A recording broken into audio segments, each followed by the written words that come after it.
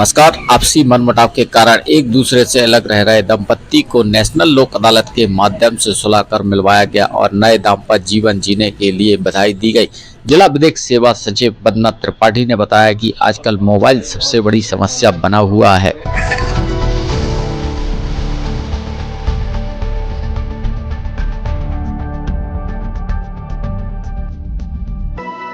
मुझे लगता है कि जब नई शादी में पति पत्नी साथ में एक घर में रहते हैं तो उनके मध्य अगर समझदारी है और उनका ईगो अगर वो सामने नहीं आए ना तो कहीं पारिवारिक जो विघटन हो रहे हैं वो रुक सकते हैं। दूसरा जो मुझे एज अ जज यहाँ देखने में समझ में आया है कि ये जो मोबाइल है जहाँ एक और ये लाभप्रद है, नई हमें चीज़ें बताता है, वहीं दूसरी ओर इसका दुरुपयोग भी बहुत हो रहा है। जैसे ही किसी परिवार में कोई छोटी घटना होती है तो कई महिलाएं क्या करती है, तुरंत ही अपने परिवार वालों को इसके बारे में बताने लगती है। जबकि अगर हम ये कोशिश करें कि छोटी छोटी जो घटनाएं हैं उनको अपने घर पे ही रोकें।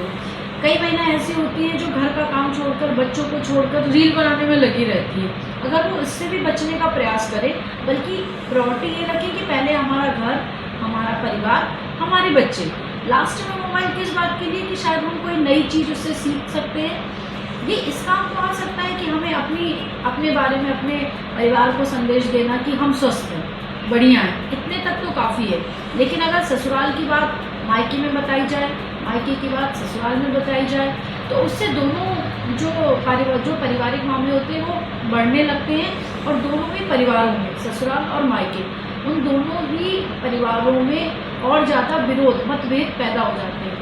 तो अगर मोबाइल का उपयोग किया जाएगा तो मुझे लगता है पारिवारिक जो विघटन है इसको और ज़्यादा रोका जा सकता है। कुल मिला के जो है कि लड़की के माता पिता उन्हें भी आपस में कोऑपरेशन की स्थिति बनाना चाहिए, आपका कहना है? बिल्कुल मुझे ये लगता है कि दोनों ही, जैसे मैंने पहले बताया कि अगर दोनों परिवार एक दूसरे का रिस्पेक्ट करें लेकिन एक दूसरे के अंदरूनी मामलों में हस्तक्षेप ना करें तो संभव है कि ये जो मतभेद बढ़ रहे हैं वो और कम